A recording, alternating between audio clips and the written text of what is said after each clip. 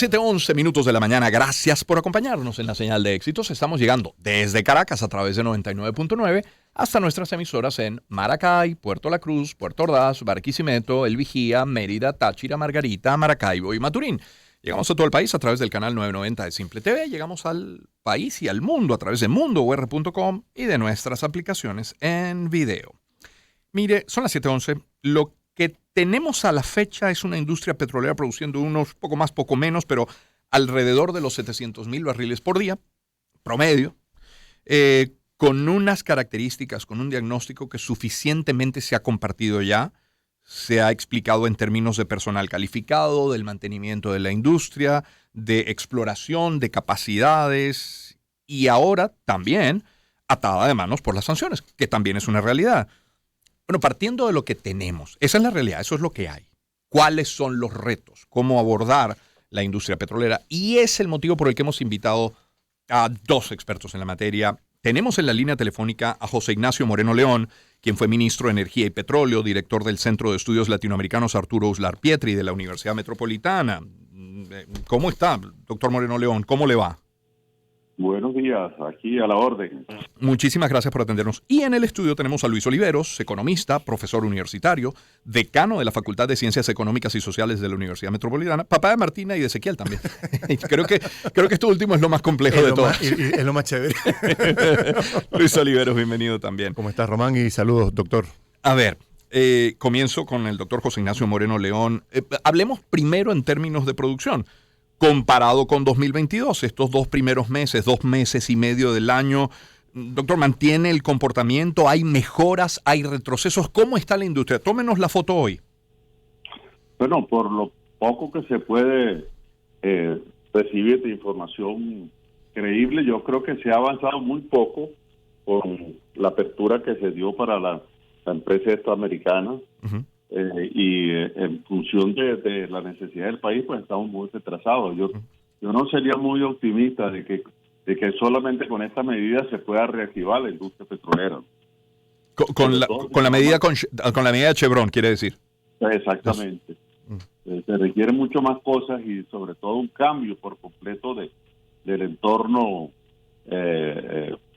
económico y de seguridades que se le pueda dar a inversionistas extranjeros para reactivar como debe ser la industria petrolera. Siempre, como decíamos en anteriores circunstancias, tomando en cuenta que cualquier perspectiva relacionada con relanzar de nuevo nuestra principal industria tiene que ver el horizonte de cambio que se está generando a nivel de la oferta y producción de fuentes energéticas limpias. Es decir, que el futuro del petróleo tiene ya más o menos marcado su tiempo, sí, y por eso debe ser muy intensivo el esfuerzo y eficiente el esfuerzo que se haga para aprovechar el tiempo, claro, y lograr mejores resultados pues de un recurso que tenemos ahí, pero que ha sido muy mal manejado, claro, en las últimas décadas. Además, con un entorno mundial recesivo, atado a la inflación, a la invasión de Rusia a Ucrania, a la hegemonía económica de China y de los Estados Unidos y su rivalidad. Es decir, no es sencillo el panorama internacional, ¿no? Exactamente, así es.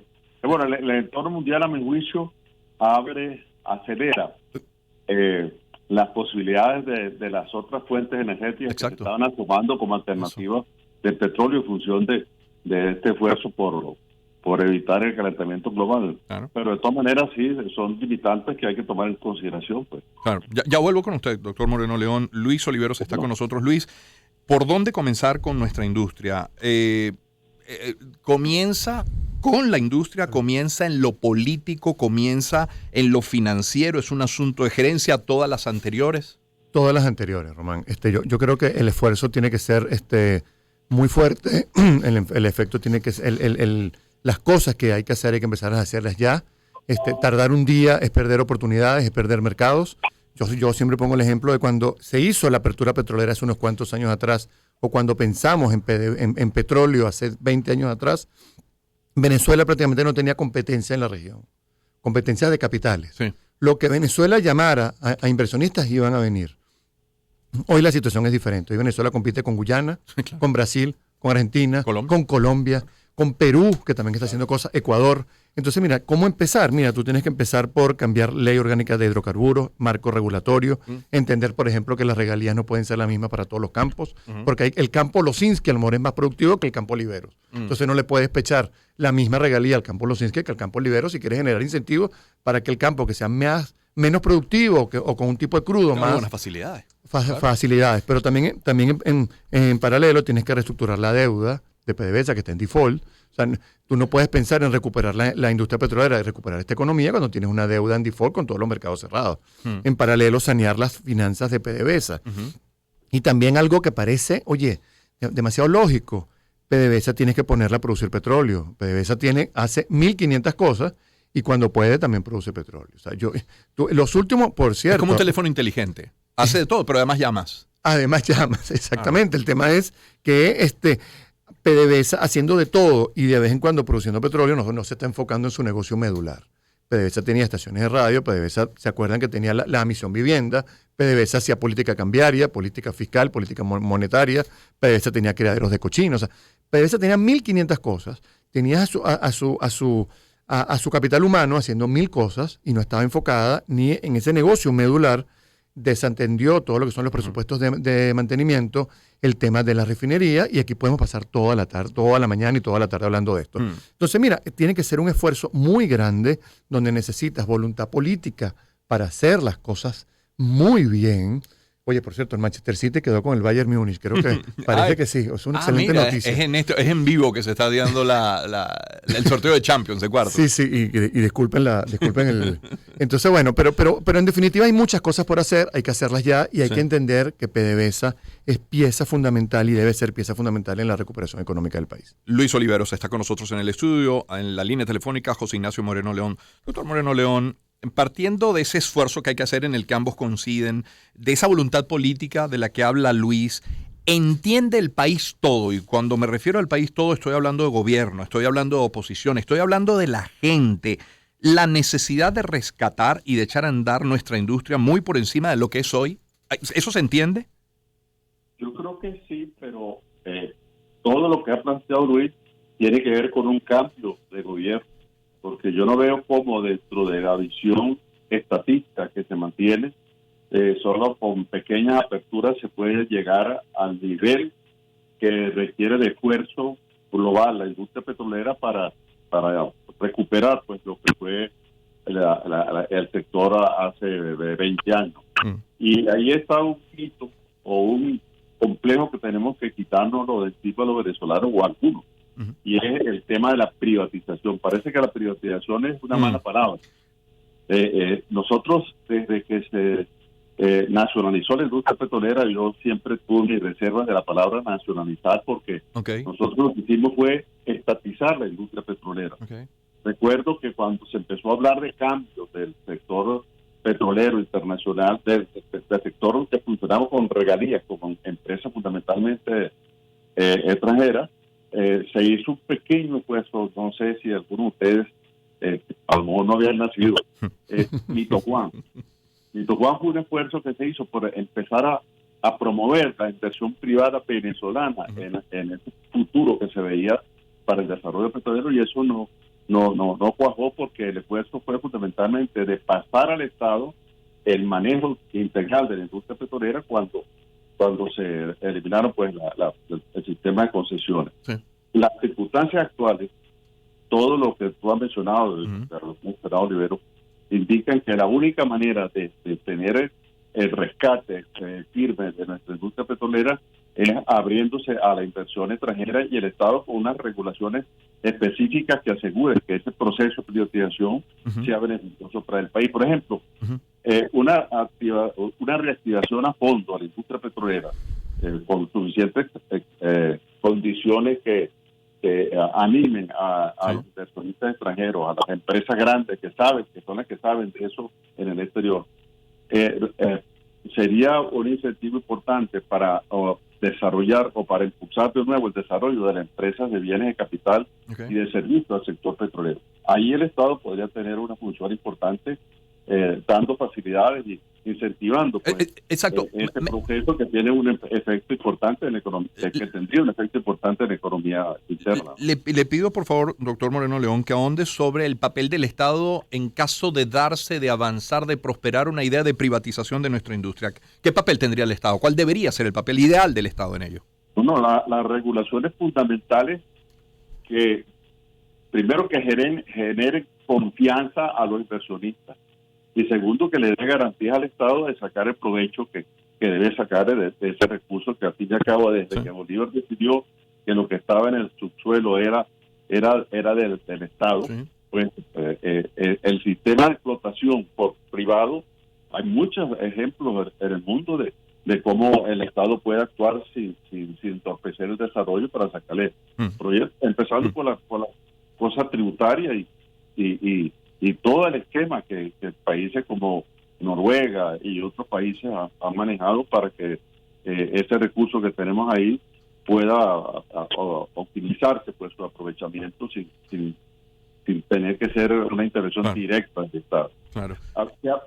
Se pone, por ejemplo, en contra, los que critican la idea de la privatización, ponen, por ejemplo, que PDVSA fue una empresa, la PDVSA de hace 20 años, una empresa modelo del sector privado, del sector público, perdón, pero nos olvidamos que esa empresa traía toda la tradición meritocrática del grupo de empresas extranjeras que estaban operando en el país.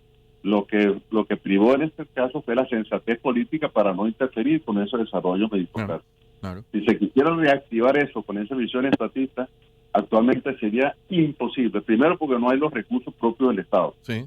Y segundo, porque no es lo mismo los 140 o no sé cuántos miles de personas que supuestamente trabajan en el sector petrolero que los 30 o 40 mil personas bien formadas y de un sistema de alta eficiencia que ya no cuenta PDVSA con ellos. Y tú no la puedes poner de la noche a la mañana de nuevo a trabajar ahí.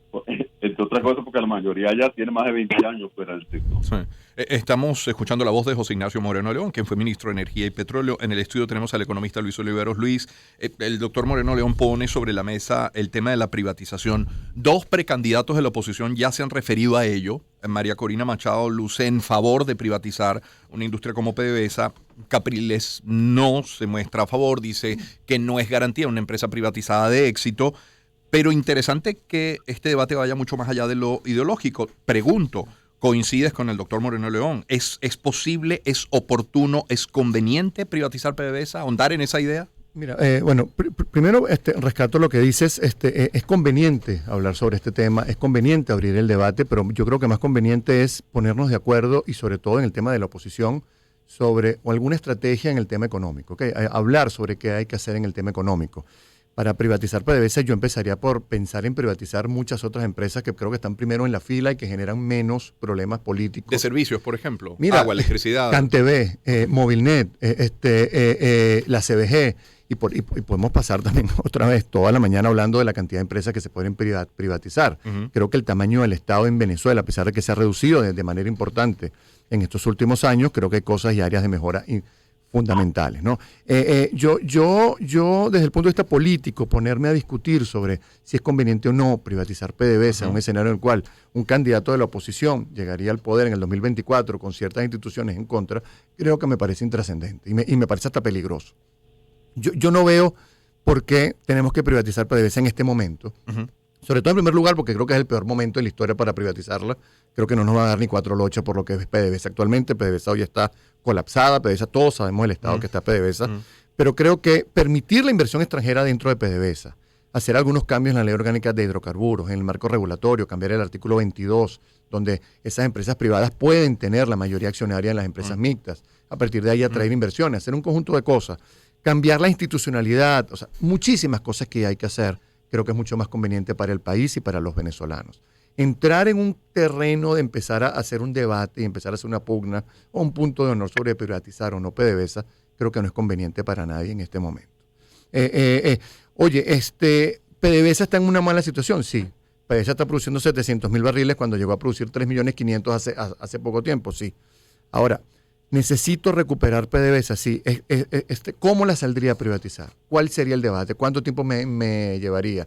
Y privatizarla en este momento, ¿qué se haría con esa plata? ¿Cuál sería o sea, hay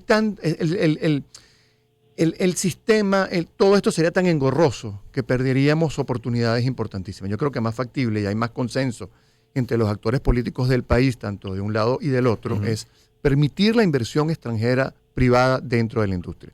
Mucho más provechoso, mucho más eficiente, mucho más rápido, que vamos a volver a producir 3 millones de barriles el año que viene. Yo creo que este año no vamos a llegar ni al millón, pero creo que es mucho más rentable y mucho más sostenible y te genera menos problemas y menos conflictos políticos de cara a un evento electoral del año 2024. Tanto contra el gobierno como en el seno de la oposición, donde tú estás buscando consenso para buscar un candidato único para ir a una elección presidencial. Doctor Moreno León, ¿comentarios?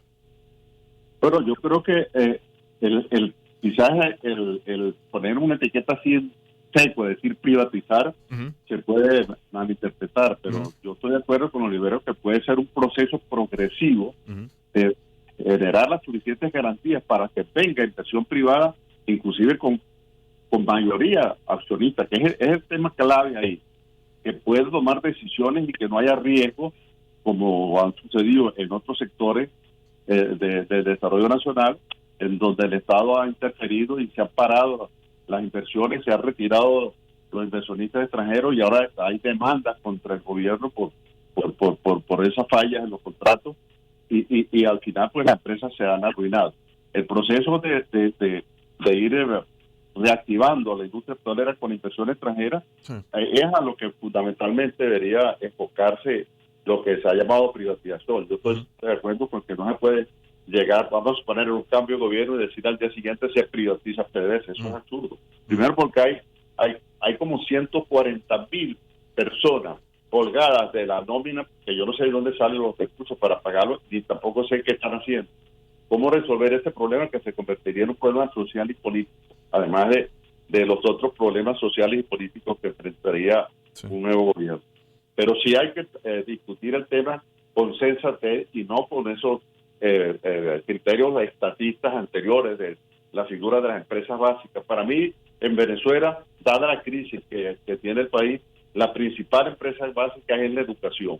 Ahí es donde hay que hacer un gran esfuerzo por los limitados recursos que tiene el Estado, saberlos aprovechar para que este sector que está casi que en ruina empiece a despertar esa nueva Venezuela en base a una población más educada y mejor formada, con desarrollo científico y tecnológico, que nos pueda abrir un futuro en esas nuevas realidades que se están planteando en el mundo. Doctor Moreno León, muchísimas gracias por su tiempo esta mañana. Gracias.